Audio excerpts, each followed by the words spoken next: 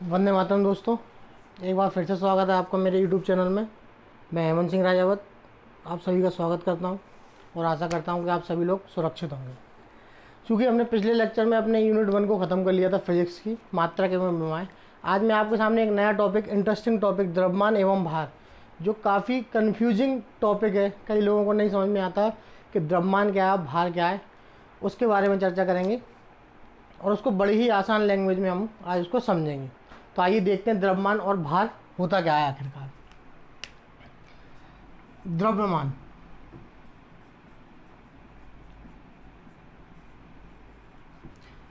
मैं द्रव्यमान अगर आपको समझाऊं तो मैं एक डायग्राम बनाता हूं पहले।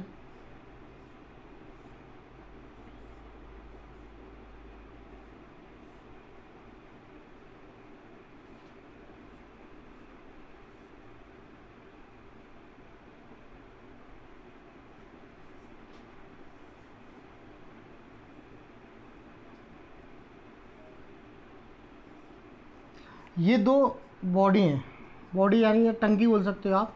तो मैं इनको दो बॉडियों के नाम दे देता हूँ, बॉडी 2, बॉडी 1।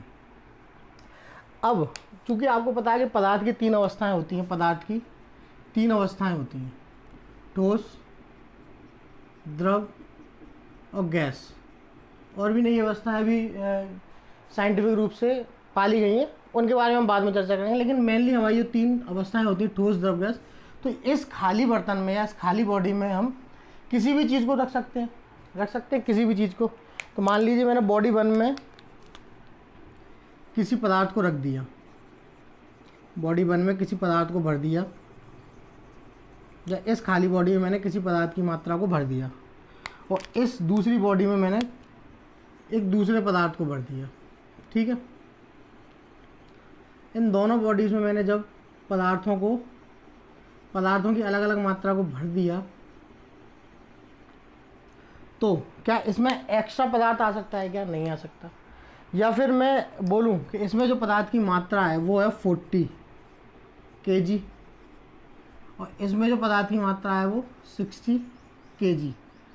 अब समझें, यहाँ पर मैं इन दोनों बॉडीज़ को या दोनों टंकियों को, टंकी बोल सकते हैं, दोनों टंकियों को यहाँ पर रख लूँ, आपके पास भेज दूँ, चांद पर भेज दूँ, पहाड़ पर भेज दूँ, पानी में भेज दूँ, तो क्या इसमें जो मात्रा पदार्थ की आई है वो 40 किलो से ज़्यादा आ सकती है क्या? या इसमें 60 किलो से ज़्यादा आ सकती है क्या? नहीं आ सकती। कहीं पर भी ले जाऊँ तो बॉडी में, तो हम कह सकते हैं बॉडी में उपस्थित पदार्थ की मात्रा, इस बॉडी में उपस्थित पदार्थ की मात्रा को ही हम क्या बोलते हैं? बॉडी का द्रव्यमान बोलते हैं। अगर मैं इसकी परिभाषा के रूप में इसको लिखूं तो हम क्या लिख सकते हैं? किसी बॉडी या वस्तु में विद्यमान पदार्थ की मात्रा या अमाउंट ऑफ मैटर,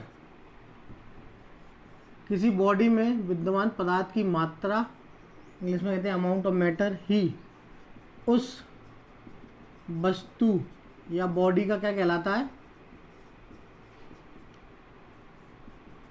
द्रव्यमान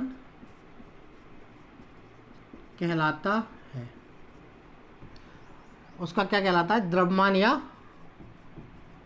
मास कहलाता है। दूसरे एग्जांपल समझो, मेरी बॉडी में अगर अपने आप को देखूं तो मेरी बॉडी में 80 किलो मास है, 80 किलो द्रव्यमान है। अब मैं कहीं पर भी चला जाऊं, मैं आपके पास आ जाऊं, या मैं नेपाल चला जाऊं, या इंग्लैंड चला जाऊं, या इस पृथ्वी से बाहर मून पर चला जाऊं, या किसी अन्य ग्रह पर चला जाऊं, तो मेरी बॉडी से कोई हिस्सा कम तो होने वाला है नहीं। मैं जैसा यहाँ हूँ वैसा का वैसा पूरा मून पे जाऊँगा, वैसा कि वैसा किसी अर्थ पर जाऊँ, किसी अन्य प्लेनेट पर जाऊँगा। तो मेरी बॉडी से कोई भी मास कम होने वाला नहीं। मैं वहाँ भी जाऊँगा तो भी मैं 80 kg का ही होऊंगा, मैं यहाँ हूँ तो भी 80 kg का हूँ। तो ऐसा पदार्थ की मात्रा, किसी बॉडी में उपस्थित पदार्थ की मात्रा जो कहीं पर भी परिवर्तित नहीं होती है या हमेशा समान रहती है, उसको हम क्या बोलते हैं? बॉडी का द्रव्यमान बोलते हैं। तो द्रव्यमान क्या होता है?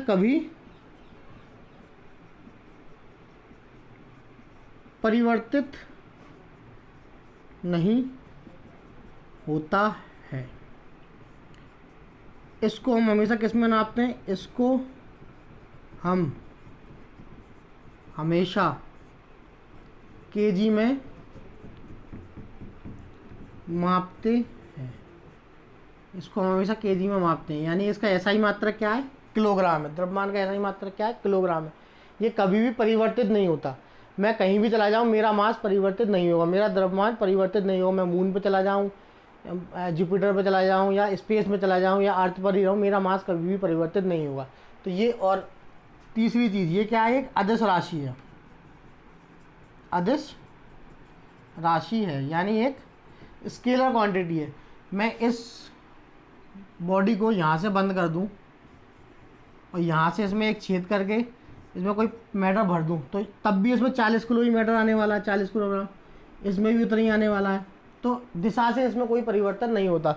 मैं यहाँ से इसमें भर दूँ, यहाँ से भर दूँ, यहाँ से भर दूँ, यहाँ से भर दूँ, यहाँ से भर दूँ, या यहाँ से नाप लूँ, कहीं से भी नापूँ, मैं कहीं से भी नापूँ, मुझे कोई यहाँ से नापे या मेरे को टेढ़ा रख के नापे या कैसे भी करके नापे, तो मेरा मास चेंज होने वाला नहीं है। तो दिशा का इसमें कोई इफेक्ट नहीं पड़ता। तो द्रव्यमान क्या है? किसी भी वस्तु में उपस्थित पदार्थ की मात्रा, amount of matter present in the body is called मास। द्रव्यमान कहते हैं जिसको। किसी भी वस्तु में उपस्थित पदार्थ की मात्रा को हम क्या बोलते हैं? द्रव्यमान बोलते हैं। जब आप अपना वेट करने जाते हैं, वजन करने जाते हैं, तब आप क्या नापते हैं? ये सारा, ये कन्फ्यूजन आपके दिमाग में आ रही होगी। तो अभी हम थोड़ा सा इसके बाद बाहर को देखेंगे, तब आपका ये कन्फ्यूजन, दोनों चीज़ें दूर हो जाएंगी। जब दोनों चीज़ों को आप पढ़ लोगे तो ये कन्फ्यूजन दूर हो जाएगी। बाजार से आप कोई सामान लेने जाते हो तो आप केजीज में लाते हो, तो क्या लाते हो आप? उसका द्रव्यमान लाते हो या भार लाते हो? ये सारी चीज़ें अभी आपकी क्लियर होने वाली हैं। तो होप यहाँ तक आपको ये समझ में आ गया होगा कि द्रव्यमान क्या होता है। द्रव्यमान किसी भी बॉडी में, ये अगर मार्कर 20 ग्राम का है तो ये मार्कर 20 ग्राम का ही रहने वाला है। कहीं पर मैं इसको कहीं पर भी ले जाऊँ, चाहे मैं इसको मून पर ले जाऊँ, चाहे मैं इसको अर्थ पर ही रखूँ, या मैं इसको पानी में जाके नाप लूँ, या कहीं पर भी जाके इसका मैं वेट या द्रव्यमान नापूंगा, तो ये 20 ग्राम का ही रहने वाला है। तो कभी भी चेंज नहीं होगा, क्योंकि सारी के सारे इस दुनिया में कोई भी पदार्थ है, कोई भी वस्तु है, वो किससे बनी है? मॉलिक्यूल से बनी है। जब तक मॉलिक्यूल्स की मात्रा उस बॉडी से कम नहीं होगी, अणुओं की मात्रा उस बॉडी से कम नहीं होगी, इस मार्कर का मैं ढक्कन हटा दूं तो जरूर इसके द्रव्यमान में परिवर्तन आ जाएगा ना। या मैं इसको तोड़ के दो हिस्सों में बदल दूं तो इसके द्रव्यमान में परिवर्तन आ सकता है। तो परिवर्तन कब आएगा? जब उसके अणुओं को उससे अलग कर दिया जाए और उस पर कमी कर दी जाए। तो द्रव्यमान वो आपको समझ में आया होगा। किसी बॉडी में विद्यमान पदार्थ की मात्रा को हम क्या कहते हैं? पदार्थ की मात्रा को, अमाउंट ऑफ मैटर को क्या कहते हैं? उस बॉडी का द्रव्यमान कहते हैं। ये कभी भी परिवर्तित नहीं होता, स्थान के अनुसार परिवर्तन नहीं होता इसमें। इसको हम हमेशा किस में नापते हैं? किलोग्राम में नापते हैं। ये कैसी है? एक स्केलर क्वांटिटी है, ये एक अदिश राशि है। ठीक, द्रव्यमान आपको समझ में आ गया होगा। अब हम देखते हैं भार क्या होता है। फिर उसके बाद हम इसके एक दो न्यूमेरिकल देखेंगे जो आपसे पेपर में पूछे जा सकते हैं, है ना। वो न्यूमेरिकल भी देखेंगे क्या है, वो न्यूमेरिकल कैसे हैं। द्रव्यमान तो सामान्य चीज़ है, लेकिन भार थोड़ा सा आपको समझने में मज़ा आएगा। भार को समझें आप। भार या वेट,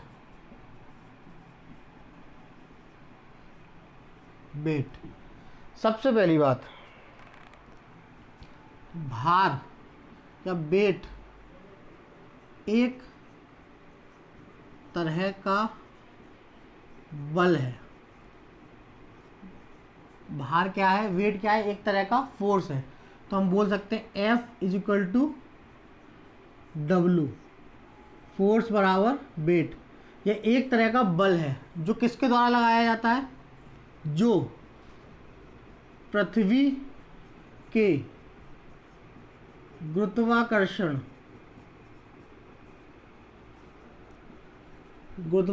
द्वारा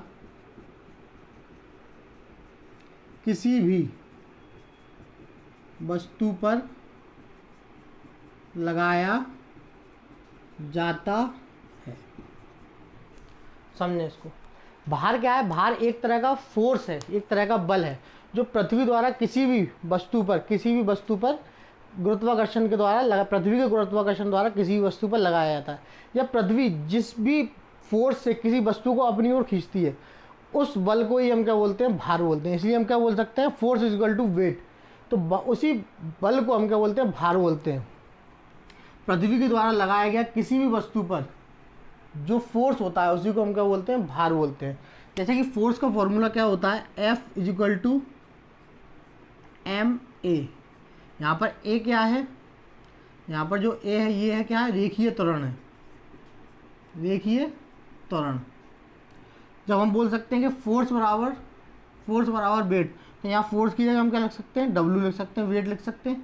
मास तो कहीं भी परिवर्तित होने वाला ही नहीं है, मास तो कहीं भी ले जाओ आप, द्रव्यमान को कहीं पर भी तौल लो, कहीं पर भी उसकी माप लो, तो वो उतना ही निकलने वाला। तो मास तो कभी बदलने वाला नहीं, तो मास तो वैसा का वैसा रहेगा। लेकिन पृथ्वी के द्वारा जो गुरुत्वाकर्षण बल लगाया जाता है उसके कारण जो नीचे आती हुई या ऊपर जाती हुई वस्तु पर जो त्वरण उत्पन्न होता है उसको हम क्या बोलते हैं, जी से डिनोट करते हैं, जिसको हम क्या बोलते हैं, गुरुत्वीय त्वरण। गुरुत्वीय त्वरण। तो वेट का फॉर्मूला निकल के क्या आता है, W is equal to M G, जहाँ जी क्या है, गुरुत्वीय त्वरण है जो पृथ्वी के द्वारा किसी वस्तु पर अपनी ओर लगाया जाता है। ठीक है, इसी से हम कह सकते हैं जो भार है, भार क्या है, एक सदिश राशि है, सदिश राशि है जिसकी दिशा कहाँ होती है, हमेशा नीचे की ओर, जिसकी दिशा कहाँ होती है, हमेशा नीचे की ओर, क्योंकि पृथ्वी हमेशा हर वस्तु को अपनी ओर नीचे की ओर खींचती है ना। तो हम क्या कह सकते हैं कि भार एक कैसी है, वेक्टर क्वांटिटी है जिसकी दिशा कहाँ होती है, नीचे की ओर होती है। भार है क्या, एक तरह का बल है जो पृथ्वी के गुरुत्वाकर्षण द्वारा किसी भी वस्तु पर लगाया जाता है, या पृथ्वी जिस बल से किसी भी वस्तु को अपनी ओर खींचती है उसको हम क्या बोलते हैं, भार बोलते हैं। अब यहाँ पर इस समीकरण से हम दो चीज़ें निकाल सकते हैं। पहला, W is directly proportional to M, और एक दूसरा निकाल सकते हैं, W is directly proportional to G, ये दूसरा। अब यहाँ देखना, पहले समीकरण में देखना, क्योंकि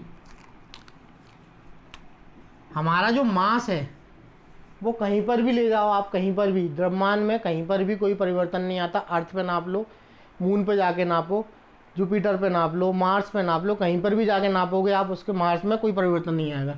तो इस समीकरण से हमको कोई फर्क नहीं पड़ना, यहाँ पर मास कितना भी हो, वेट में कोई फर्क नहीं पड़ने वाला, वेट मास कहीं पर भी नाप लो जाके। लेकिन जब हम ये दूसरा समीकरण देखते हैं कि जी गुरुत्वीय त्वरण, तो गुरुत्वीय त्वरण जो है, हम इसको गुरुत्वाकर्षण वाले चैप्टर में बहुत अच्छे से पढ़ेंगे, लेकिन अभी के लिए आप समझें, जो गुरुत्वीय त्वरण जो है इसका मान स्थान के अनुसार बदलता है, स्थान के अनुसार। जैसे कि मैं आपको बताऊं, मैं इसको मिटा रहा हूँ, इसको मिटा देता हूँ।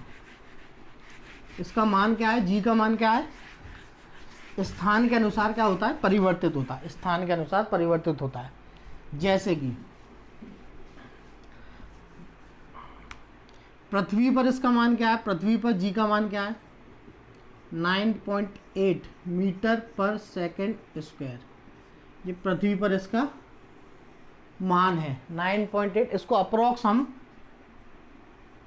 10 मीटर पर सेकंड स्क्वायर बोल सकते हैं। जी का मान, पृथ्वी के गुरुत्वाकर्षण क्षेत्र का मान क्या है, गुरुत्वीय त्वरण का मान क्या है, 9.8 मीटर पर सेकंड स्क्वायर।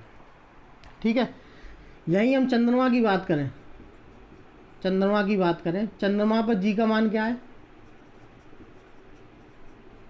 पृथ्वी के गुरुत्वाकर्षण बल का 1/6।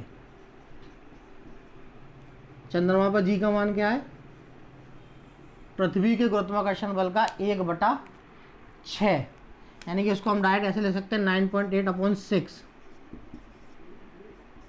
मीटर पर सेकंड स्क्वायर, ये है। ठीक है, स्पेस में इसका मान 0 है, जी का मान स्पेस में। ये कैसे हैं मैं भी आपको बताऊंगा, अभी समझाऊंगा अभी कैसे हैं, कहाँ पर है, कैसे हैं। उसके अलावा जी का मान हमारी पृथ्वी पर जो इक्वेटर है या भूमध्य रेखा है, इस पर जी का मान सबसे कम होता है, जी मिनिमम होता है।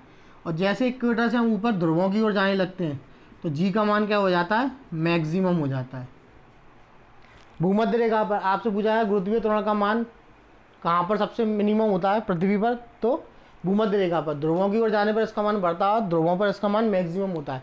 इसी प्रकार पृथ्वी से ऊपर, पृथ्वी की सतह से ऊपर या नीचे जाने पर जी के मान में कमी आती है। तो ये कुछ जी के बारे में आपसे फैक्ट्स हैं जिसको आप नोट कर लें, जिससे आपको जो न्यूमेरिकल में आपको कराऊंगा उसको कराने में आपको आसानी होगी। तो जी के मान में आप देख रहे हैं स्थान के अनुसार हमेशा परिवर्तन आ रहा है। पृथ्वी पर इसका मान कुछ और है, चंद्रमा पर कुछ और है, स्पेस पर कुछ और है। पृथ्वी की सतह से ऊपर जाने पर इसका मान कुछ और हो जाता है, कम होने लगता है। पृथ्वी पर जो भूमध्य रेखा है वहाँ पर इसका मान सबसे कम होता है। और पृथ्वी पर ध्रुवों पर, जो पृथ्वी के ध्रुव अपने ध्रुवों पर इसका मान क्या होता है, सबसे ज़्यादा होता है। तो हम कह सकते हैं कि अगर जी का मान बढ़ेगा तो वेट भी बढ़ेगा, जी का मान कम होगा तो वेट भी कम होगा। मास से कोई इफेक्ट नहीं पड़ना, क्योंकि मास तो अगर आप इस मास को चंद्रमा पर ले जाएंगे तो भी वो 60 kg ही रहने वाला है, 40 kg ही रहने वाला है। इसको आप स्पेस में ले जाएंगे तो भी 40 kg ही रहने वाला है। तो मास से उसके वेट पर कोई इफेक्ट नहीं पड़ने वाला, कोई भार पर उस पर कोई प्रभाव नहीं पड़ने वाला। लेकिन जी के मान से उसके भार पर प्रभाव पड़ेगा। आइए अपन एक न्यूमेरिकल देखते हैं, ठीक है। न्यूमेरिकल देखते हैं, उसमें आपको समझ में आएगा। एक क्वेश्चन लिखें आप लोग। यदि एक व्यक्ति का द्रव्यमान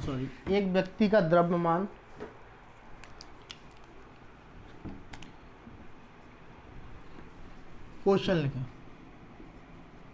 यदि एक व्यक्ति का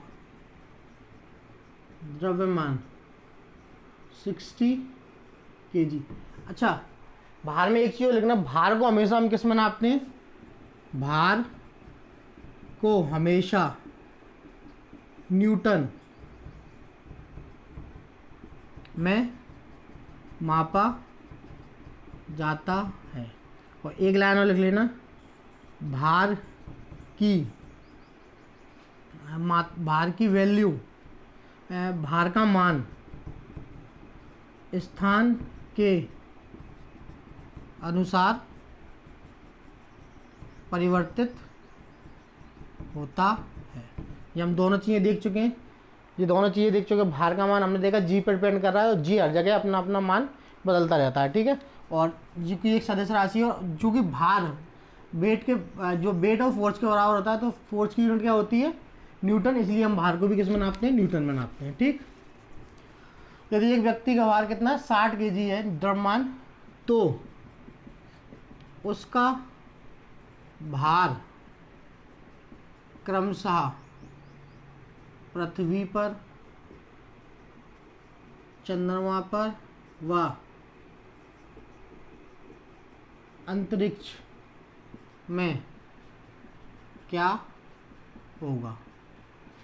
ठीक है, ये आपका एक न्यूमेरिकल ऐसे आ गया तो आपसे पूछ सकता है। तो यहाँ पर हमको क्या दिया है? हमको दिया m बराबर 60 kg। चूँकि हम जानते हैं W बराबर mg, g की वैल्यू हमको पता है, 9.8 मीटर पर सेकेंड स्क्वायर। इसको हम अप्रोक्स कितना मान सकते हैं? 10।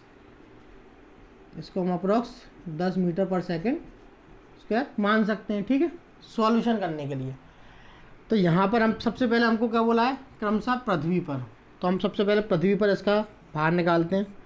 W earth, weight on earth is equal to m into ji.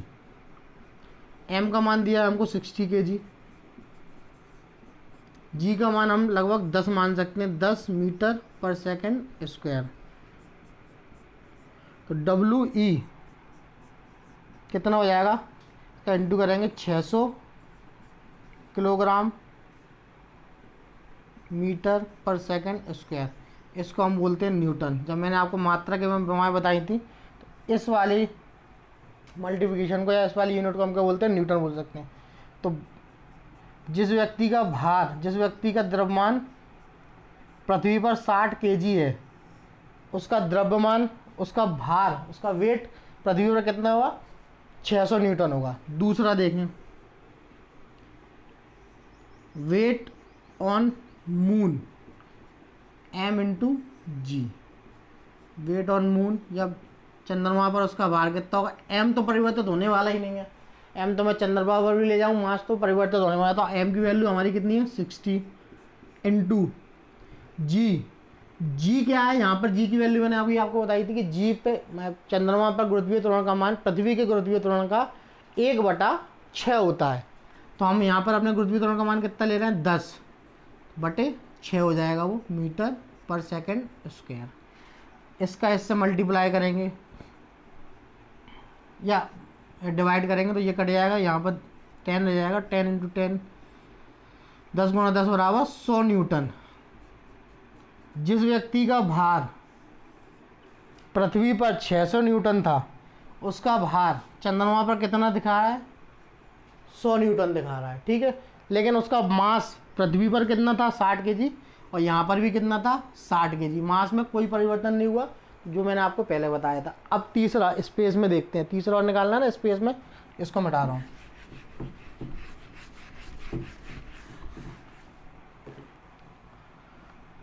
W space m into जी। मास कितना दिया, 60 केजी। जी का मान अंतरिक्ष में क्या होता है, 0 मीटर पर सेकंड स्क्वायर। तो वेट ऑफ स्पेस, स्पेस में व्यक्ति का भार कितना हो जाएगा, 0 न्यूटन का बल उस पर लगेगा या 0 न्यूटन उसका भार आएगा। इसीलिए स्पेस में व्यक्ति कैसा महसूस करता है, भारहीन महसूस करता है, भारहीन महसूस करता है। स्पेस में उड़ता रहता है, फ्लोटिंग करता रहता है। लेकिन वहाँ उसका द्रव्यमान में कोई कमी आई क्या, द्रव्यमान में तो उसके कोई कमी नहीं आई, द्रव्यमान तो हमने 60 केजी लिया।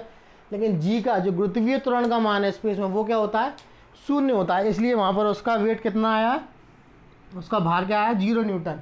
तो जो स्पेस है उसको 0 न्यूटन के बल से अपनी ओर खींच रहा है, इसलिए वो वहाँ पर क्या, फ्लोटिंग करता रहता है, उड़ता रहता है। ऐसे ही सारे कुछ कंसेप्ट आपके लिफ्ट वाले उसमें भी लगते हैं, तो वो जब हम गुरुत्वाकर्षण का चैप्टर पढ़ेंगे तब आप डिस्कस करेंगे। यहाँ पर मैं आशा करता हूँ कि आपको भार और द्रव्यमान में टोटल अंतर पता चल गया होगा। अब आपके दिमाग में एक क्वेश्चन आता है कि जब आप अपना वेट कराने जाते हैं, वजन तौलने जाते हैं, तो आप क्या नापते हैं। तो हम उस समय अपना शरीर का द्रव्यमान नापते हैं। जैसे कि आप देखते हैं जब भी उसकी यूनिट लिखी आती है, जब भी आप अपने वेट कराने जाते हैं, वजन कराने जाते हैं, तो आपको यूनिट लिखी आती है 60 केजी या 40 केजी या 35 केजी, है ना। तो जब भी केजी में मान आएगा वो क्या होता है, आपका द्रव्यमान होता है।